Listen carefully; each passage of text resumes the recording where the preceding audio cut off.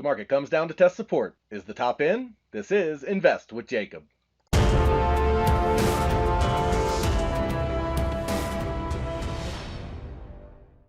Okay guys, so in yesterday's video we talked about the fact that we had a potential for 5 down and the bears followed through again yesterday, pushing the market down and now testing support. The question is, will the bulls hold? I'll get into that in just one second, but first, if you're new here, welcome to the show guys. My name is Jacob Gabbard and this is Invest with Jacob, where we use Elliott Wave Theory to break down the SP 500 and the NASDAQ.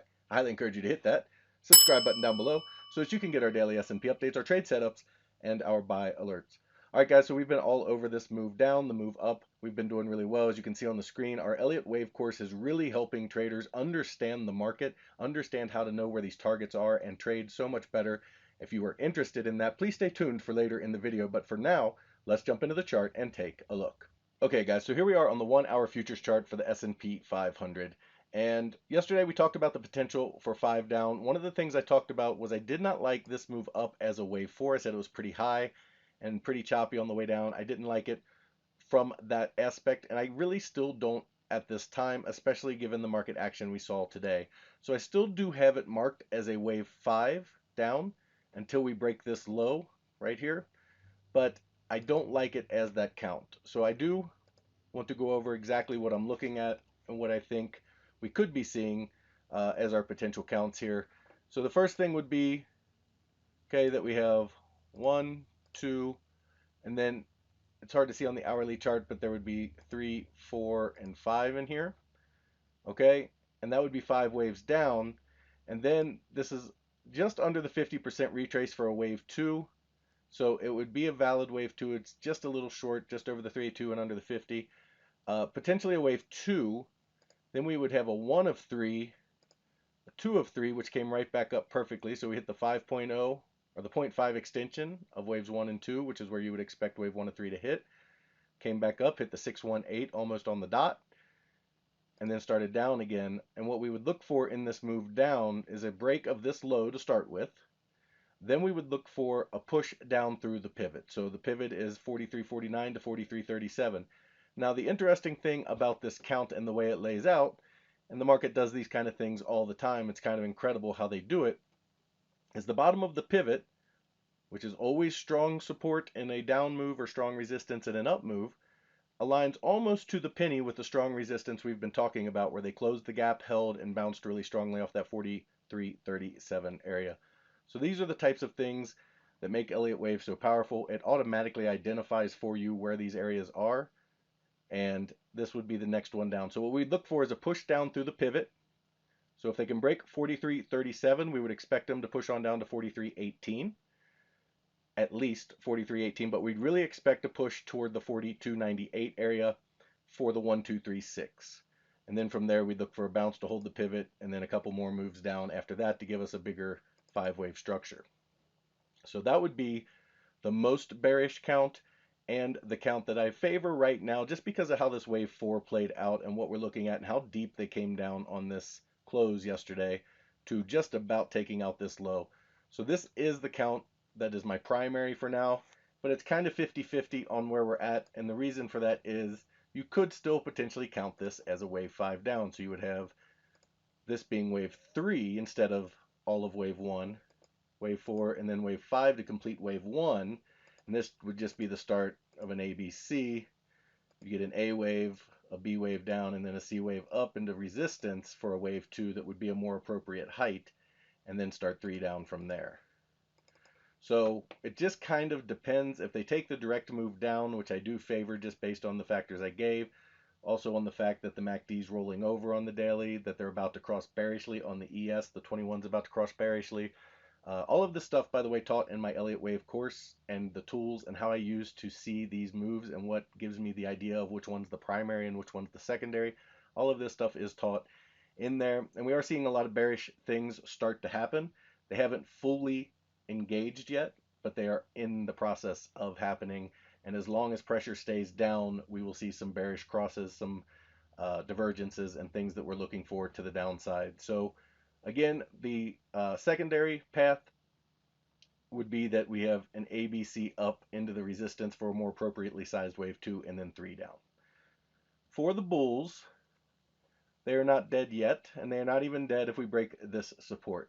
So remember in the big picture we talked about the fact that this poked over the 1.0 extension of waves 1 and 2, and that is a valid wave 3 target.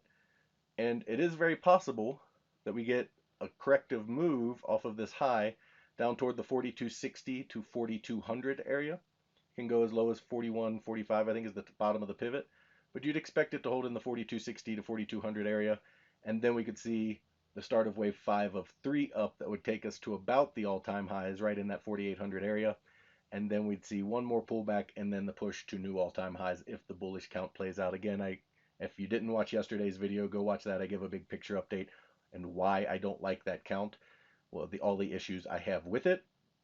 But that would be a very strong bull potential if they can come back, hold that 4260 area, and give an impulsive move back up that takes out this high. That would be an extremely bullish move, and we would have to be forced to take on that bullish count toward the all-time highs. So those would be the counts that I'm looking for. A ABC up into the 618 area for a wave 2 as the alternate, or a continued move down here that's able to push through 4337 to 4318 and then 4298, breaking the support we've been talking about for quite some time. Over on the NASDAQ, okay, the NASDAQ tends to extend in whatever direction it's going. So when it goes to the upside, we've seen that it is extended much further than the ES. It does that in the downside as well. So the NASDAQ is a little bit different than the ES in that this move down is deeper than a wave 5 should be, so it's less likely to be a wave 5.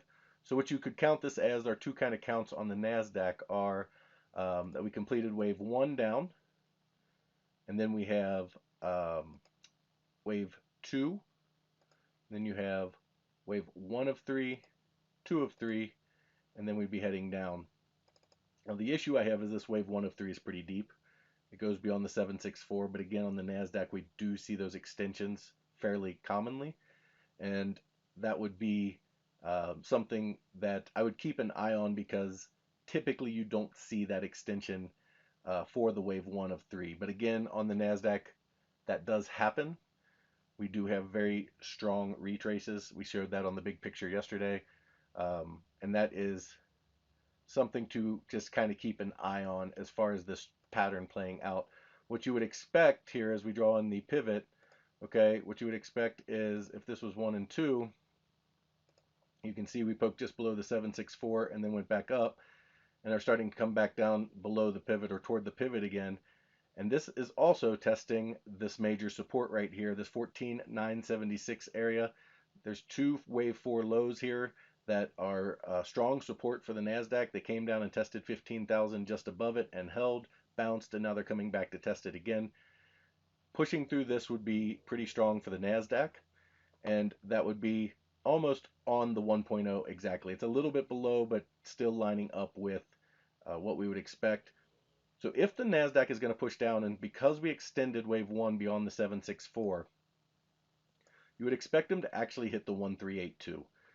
And the reason for that is wave 4 of 3 when you're coming down, so you get wave 3 of 3 down, and usually it hits the 1236 and then you bounce back up to the 764.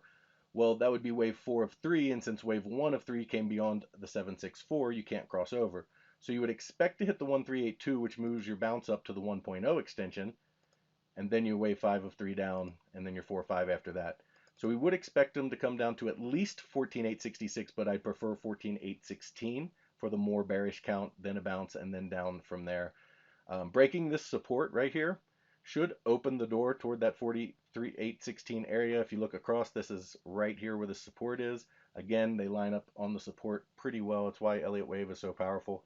These extensions and fibs just hit perfectly. So this support, you got support from over here and over here at that level. So I would expect them to hit there and bounce back up to the 1.0 and then try to move down again from there. The alternate count for the NASDAQ is, it's not impossible it's a wave 5. I think it's super unlikely it's a wave 5 because of how deep it is.